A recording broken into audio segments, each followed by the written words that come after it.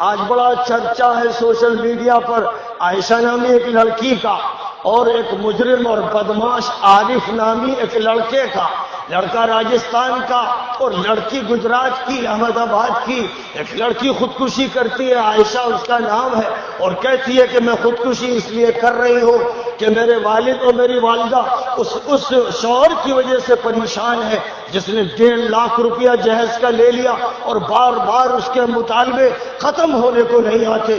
یاد رکھو مسلمانوں، یاد رکھو، تم میں سے جو بھی جہیز کا مطالبہ کرے، نوجوان کرے، شادی کرنے والا کرے، اس کا باپ کرے، اس کی ماں کرے، تو یاد رکھنا کہ یہ ملیچ، نالی کے کیڑے، گندے، ذلیل، حقیر، بے دین، بے ایمان لوگ جو مطالبہ کرے اس کا جہیز دینا ہے، یہ ذلیل لوگ ہیں۔ اللہ نے جب قرآن میں فرمایا الرجال قوامون علی النساء بما فضل اللہ بعضهم علی بعض وبما انفقوا من اموالهم، مردوں کو گھر کی ذمہ داری دی گئی ہے، حاکم نہیں بنایا گیا ہے، وہ قوام ہے۔ گھر کی ذمہ داری مردوں کو سونپی گئی ہے 2 وجہ سے۔ ایک یہ کہ مردوں کی جو ساخت ہے، جو ان کی بناوٹ ہے، اس میں مضبوطی ہے، ان کی ہڈی، ان کے پٹھے سب مضبوطی رکھتے ہیں۔ لیکن دوسری بات یہ فرمائی گئی اس لیے کہ مرد ہی کو سارے خرچے کرنے ہیں۔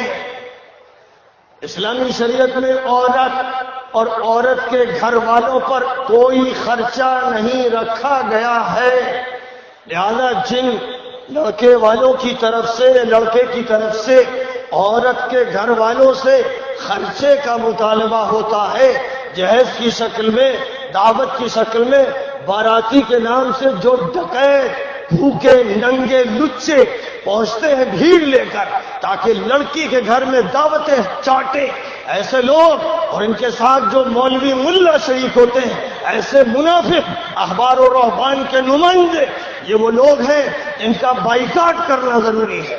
جب تک ان کا بائیکاٹ نہیں کرو گے اور معاشرے سے ان کو کاٹ کر نہیں پھینک دو گے، ایسے لڑکوں کو جو جہیز کا مطالبہ کریں، ایسے لڑکوں کو جو لڑکی والوں کی طرف سے پیسے کا مطالبہ کریں، یہ نہایت حقیر، نہایت ذلیل، قرآن کے دشمن، حدیث کے دشمن، گندے اور ناپاک لوگ ہیں۔ معاشرے میں ان کا بائیکاٹ ہونا چاہیے، ان کی شادیوں پر پابندی لگ جانی چاہیے۔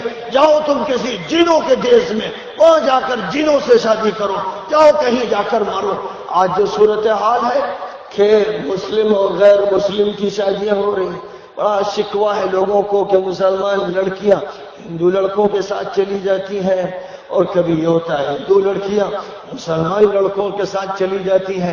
کو ایجوکیشن کا یہ لازمی اور طبعی نتیجہ ہے، اور اسی طرح جو اختلاط کی نمائشیں ہیں ان کے یہ سب نتائج ہیں۔ اور یوگی جی نے ہمارے ہاں جب پابندی سخت لگائی کہ ہم ایسی شادی نہیں ہونے دیں گے، یعنی جس میں دھوکہ دے کر، جھوٹ بول کر، رجھا کر مذہب بدلا گیا ہو، تو میں نے کہا کہ بالکل اچھا کیا، اس لیے کہ یہ مسلمان بات سے سدھرتے نہیں، لات سے ہی ٹھیک ہوتے ہیں، اس لیے ان کو ڈنڈا لگنا چاہیے۔ کیوں شادی کی تم نے غیر میں؟ کیا ضرورت پڑی تھی؟ اس کی نوبت کیوں آئی؟ تمہارے گھر میں، تمہارے مسلم معاشرے میں ہزار لاکھوں لڑکیاں بیٹھی ہیں، 30 سال عمر، 35 سال عمر، 40 سال عمر ہو رہی ہے، اور مسائل ان کے حل نہیں ہو رہے۔ مسائل کو حل کرنے کے لیے نبی پاک علیہ السلام نے مدینہ منورہ میں، جہاں آپ کے ہاتھ میں نظام آیا، مواخات اور بھائی چارے کا نظام قائم فرمایا، اور اسی کے ساتھ ساتھ معاشرے کو صحیح بنیادوں پر قائم کیا۔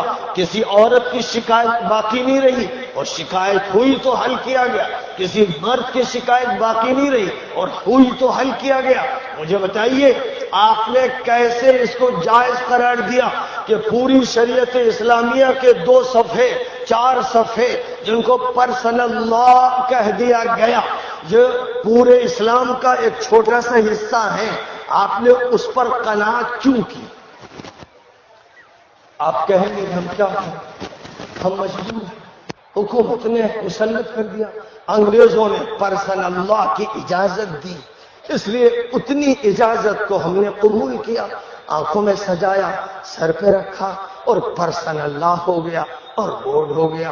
اور اس کے بعد اب جو بات ہونی ہے بس نکاح کی ہونی ہے اور طلاق کی ہونی ہے اور میراث کی ہونی ہے اور ہبہ کی ہونی ہے۔ ہمارا جو چھوٹا سا آئلی نظام ہے بس اس کی بات ہونی ہے۔ قرآن کی آیتیں نکالیے، پرسن اللہ جس کو آپ کہتے ہیں اور یہ جھوٹ ہے، یہ پرسن اللہ قرآن سے اور حدیث سے تعلق کہیں نہیں رکھتا، وہاں تو آئلی قوانین ہے، ازدواجی زندگی کے قوانین ہیں، معاشرتی قوانین ہیں، معاملاتی قوانین ہیں، تمدنی قوانین ہیں، سیاسی قوانین ہیں، تعلیمی قوانین ہیں۔ ایک چھوٹا سا یہ چتھڑا لے کر جو لوگ بیٹھ گئے کیسے ان کے لیے جائز ہوا؟ اللہ کہتا ہے ثم جعلناک علی شریعۃ من الامر، ہم نے تم کو شریعت حقہ پر قائم کیا، شریعت پر ایک جامع شریعت دی گئی۔ آپ شریعت کا سودا کرنے والے کون؟ آپ 1935 1972 اور 1900 فلاں اس چکر میں کیوں پڑے ہیں؟ اور 1400 سال پہلے کا منظرنامہ کہاں غائب ہو گیا؟ ثم جعلناک علی شریعۃ من الامر کہاں غائب ہو گیا؟ حضرت مولانا ابو المحاسن سجاد صاحب کی اللہ تعالیٰ روح پرفتوح کو خوب نوازے، انہوں نے عمارت شریعہ کا نظام قائم کیا۔ وہ چاہتے تھے کہ پورے ہندوستان میں یہ نظام قائم ہو، لیکن کم از کم بہار میں قائم کیا اور اسمبلی میں بھی انہوں نے شرکت کی۔ اور ظاہر ہے ان کے ذہن میں جو نظام تھا وہ ایک بڑے قانون کا اور بڑے نظام کا ایک سوچ تھا اور منصوبہ تھا، لیکن بہرحال اللہ کی طرف سے وہ منتقل کر دیے گئے۔ لیکن یہ کام ہے جو اس امت کو دیا گیا 1450 سال پہلے کہ یہ امت اس پورے نظام کو لے کر چلے گی، اور اس امت کے لیے جائز نہیں ہوگا کہ کوئی فیصلہ جو اللہ و رسول کے خلاف ہے کسی بھی سلسلے میں ہو اس کو یہ امت قبول کر لے۔ اس کی ذمہ داری ہے کہ یہ کوشش کرتی رہے، صحیح طریقے پر کرے، اچھے طریقے پر کرے، داعیانہ کرے، پیغمبرانہ کرے، مفکرانہ کرے، مبلغانہ کرے، لیکن اس کی ذمہ داری یہ ہے۔ بہرحال میں کوئی دعویٰ نہیں کرتا، لیکن یہ کہتا ہوں کہ ہم لوگوں نے فلاح انسانیت کے نام سے ایک بورڈ بنایا، مجبوراً بنایا، کیونکہ متعدد مسائل میں یہ محسوس کیا گیا کہ شریعت کی ترجمانی نہیں ہو رہی ہے، کسی مسلک کی ترجمانی کی جا رہی ہے، اور یہ اللہ کو منظور نہیں ہے، رسول اللہ کو منظور نہیں ہے۔ اسی طرح پرسن اللہ، یہ ہمارے مسائل کا حل نہیں، ہمیں اللہ نے شریعت دی ہے اور پوری شریعت ہمارے سامنے ہونی چاہیے، اس کے لیے جو بھی جد و جہد ہو وہ کی جائے۔ تو ہم لوگوں نے ایک شریعت بینچ بنائی، اور اس شریعت بینچ میں یہ طے کیا گیا کہ 2 قاضی، ایک قاضی اور ایک نائب قاضی، 2 وکیل جو کورٹ اور دارالقضا کے درمیان میڈیٹر کا کام کرے تاکہ کوئی مسئلہ بگڑنے نہ پائے، اور 2 خواتین، پڑھی لکھی خواتین جن کا کام یہ ہوگا، ایک خاتون ویمنس رائٹس کی کونسلر ہوگی اور ایک خاتون چلڈرنس رائٹس کی کونسلر ہوگی۔ ہمارے یہاں حقوق اطفال اور ہمارے یہاں حقوق نساء کا مسئلہ بے انتہا خطرناک ہے، اور عائشہ وہ لڑکی جس نے خودکشی کی ہے اس کا جرم پوری ملت پر ہے، اور اس ملت کے ذمہ داروں پر ہے جنہوں نے لڑکیوں کے مسائل کو تو دارالقضا میں بیٹھ کر حل کر دیا، لیکن وہ مجرم لڑکے، وہ ناپاک لڑکے جو باہر جاتے ہیں پیسہ لیتے ہیں، پھر ان کو گھر کی اپنی بیوی پسند نہیں آتی اور وہ فلمیں دیکھتے ہیں تو نئی ایکٹریس ان کو پسند آتی ہے، اب ان دوسری شادی رچانا چاہتے ہیں، وہ 3 طلاق دیتے ہیں۔ ہمارا مفتی کھڑا رہتا ہے کہ بس ہو گیا جو کام ہونا تھا، اور اب تو حلالہ کر، اور حلالہ کے سانڈ اور مستنڈے دلی میں اور ہر جگہ بیٹھے ہیں، وہ مجرم و زانی جن کا کام یہ ہے کہ وہ حلالہ کرواتے ہیں۔ معاشرے میں ایسے سانڈ، ایسے مجرم، ایسے بکرے پالے ہوئے بیٹھے ہیں جو زناکاری کرواتے ہیں۔